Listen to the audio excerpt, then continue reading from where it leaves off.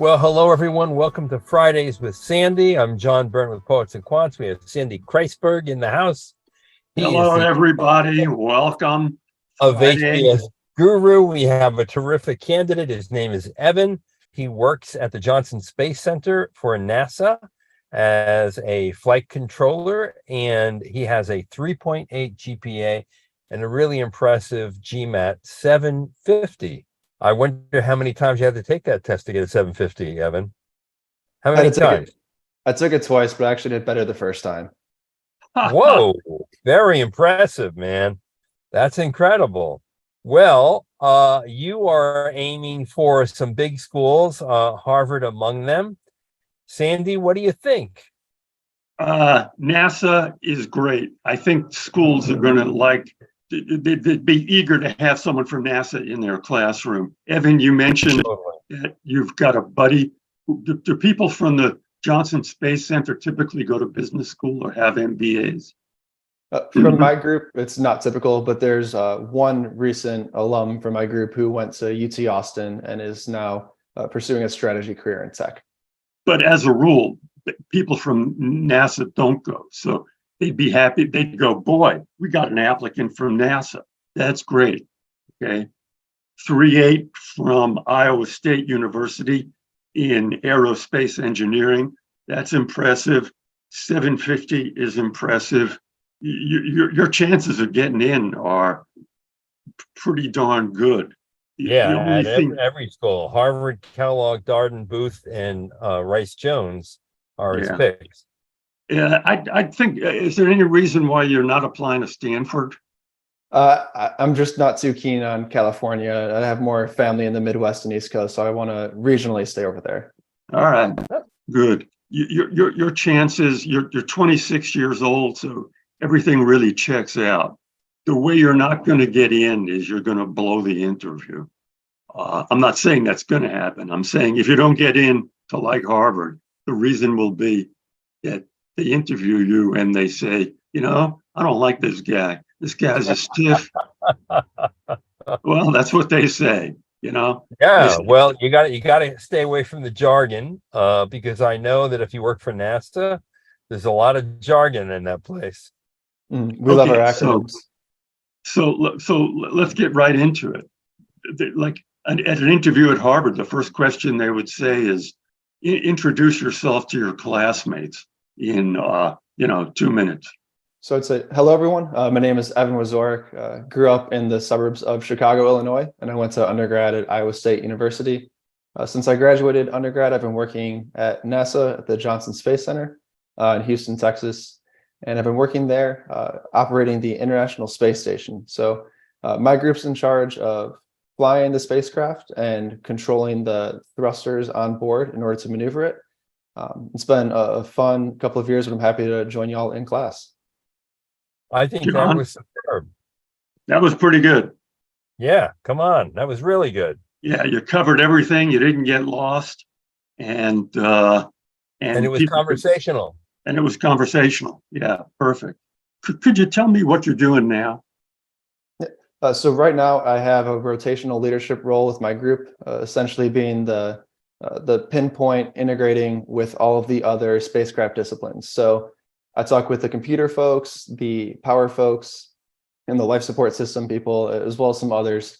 And we actually developed the high-level plan for how we're going to accomplish all of our goals on the space station for the 6-month period that our leadership team is together. Okay, that was less good. You were trying to get too much in there. It was a little techie. Quite frankly, I'm not sure I fully understand what you do. You haven't gone to one level above where you should be. To say the way it works at the Johnson Space Center is there are like 5 or 6 key groups. One key group, controls food supply, and one key group controls fuel, and another key group controls public relations. And my job is to deal with those key groups. I'm making this up, but do you understand the difference? Absolutely, Sandy. Let's start over. Hey, how are you, man? I'm excited. Could you? This is great. Could you tell me what you're doing now and what you do? I work with the operations group at the Johnson Space Center. So we're the group that's in charge of operating all of the manned spacecraft for NASA. So primarily, I'm staffed on the International Space Station, which has been flying for 22 years now with crew on board. And I work with the motion control system, which is the system that actually flies and orients the spacecraft as it travels through space. John, That's pretty good.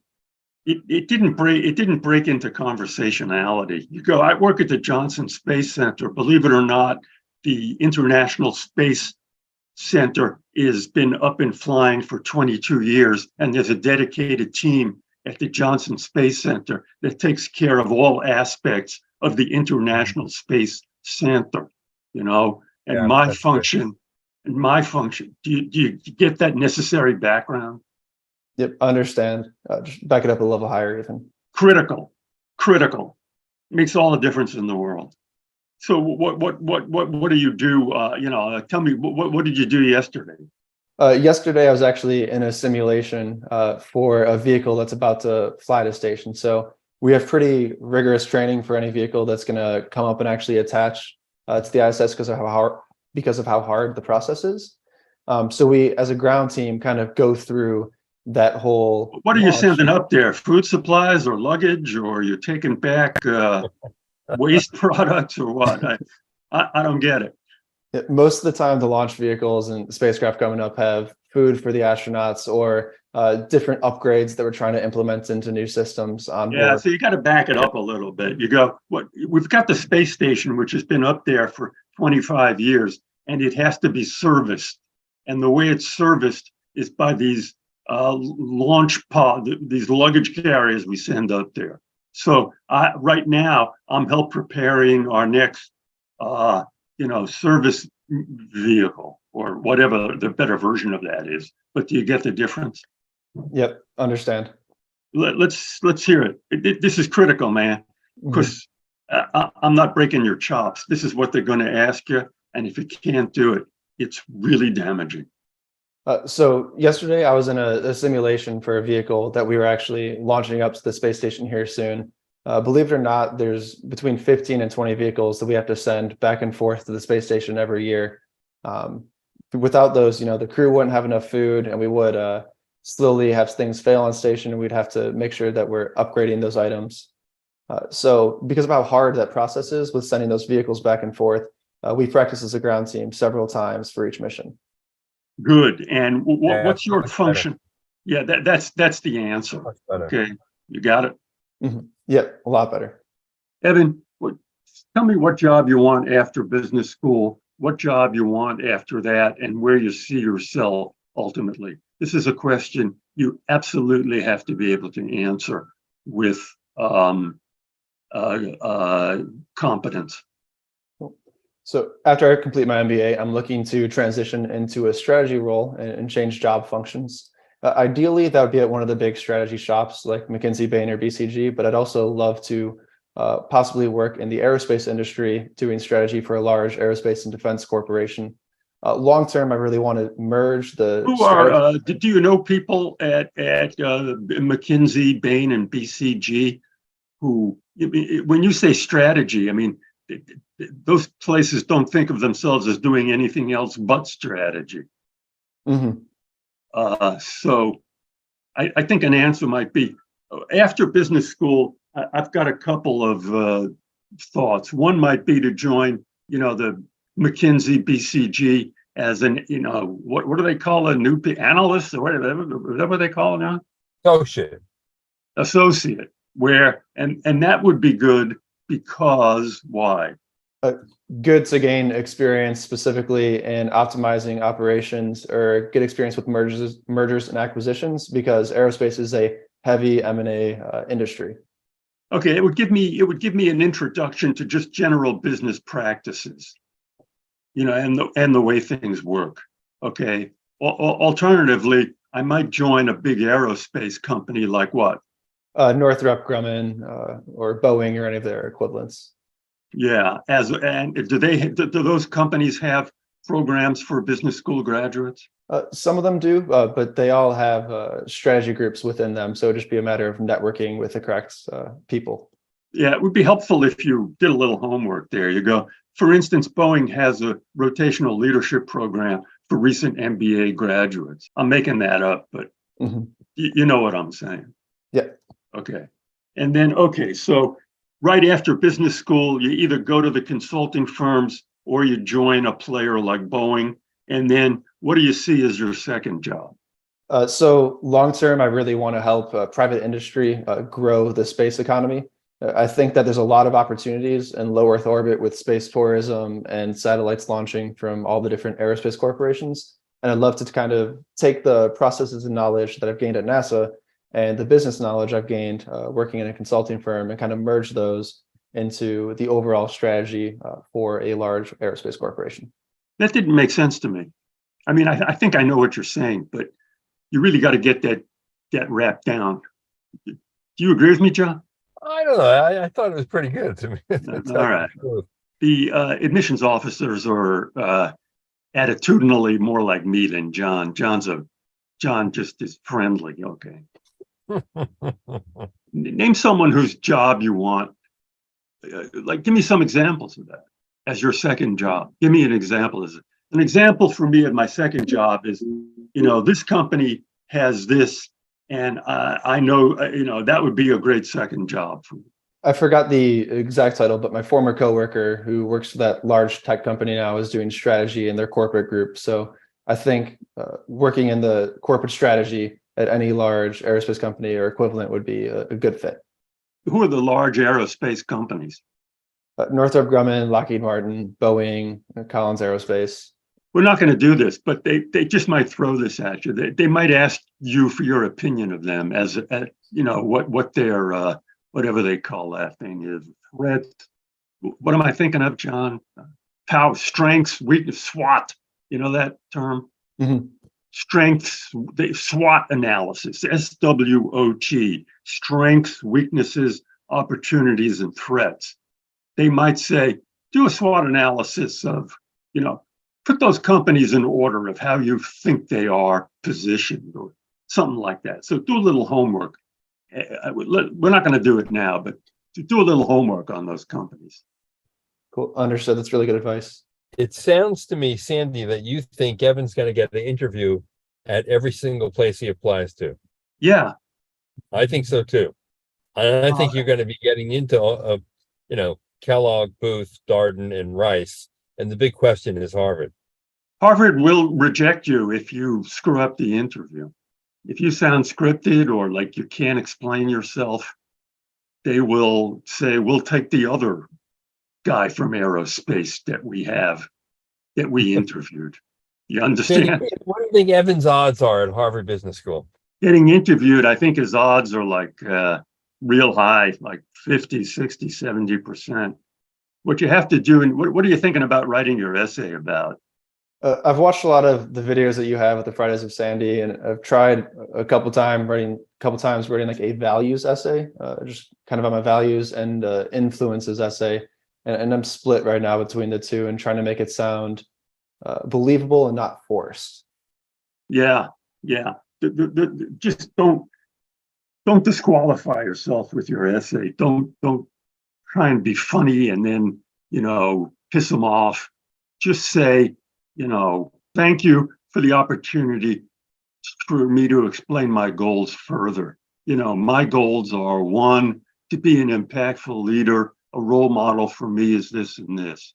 2, another goal of mine is to do this, and the companies I admire are this and this. I would do an essay like that. It's really good advice. Thank you. I think you're going to get into most of the schools you apply to if you don't shoot yourself in the foot somehow during the interview. Yeah, and I don't think he's going to. No, you're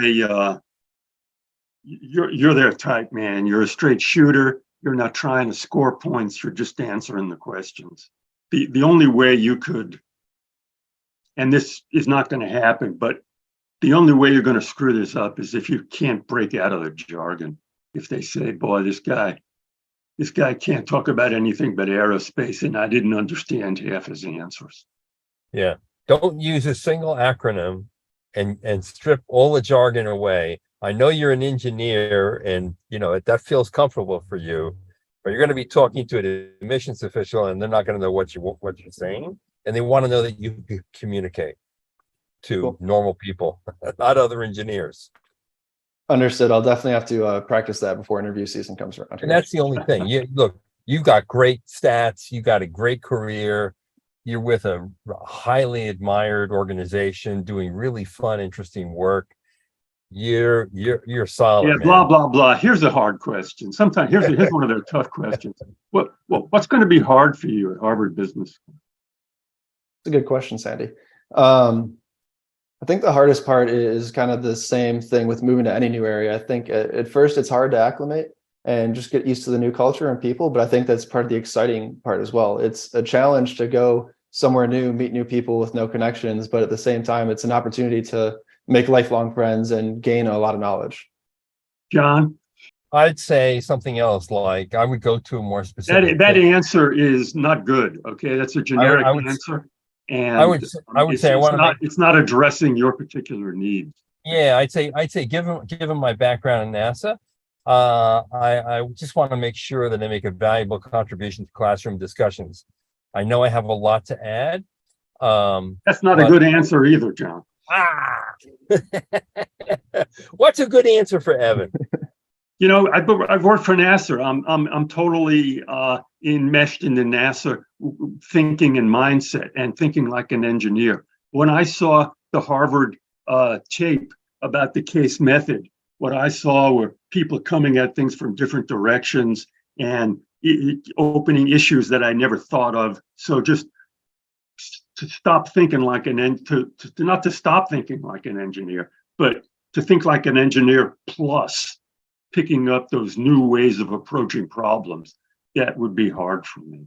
That's a good answer. That's definitely a good answer. Yeah. Well, Evan, good luck to you. Look, you're golden. You're gonna get into most of these schools.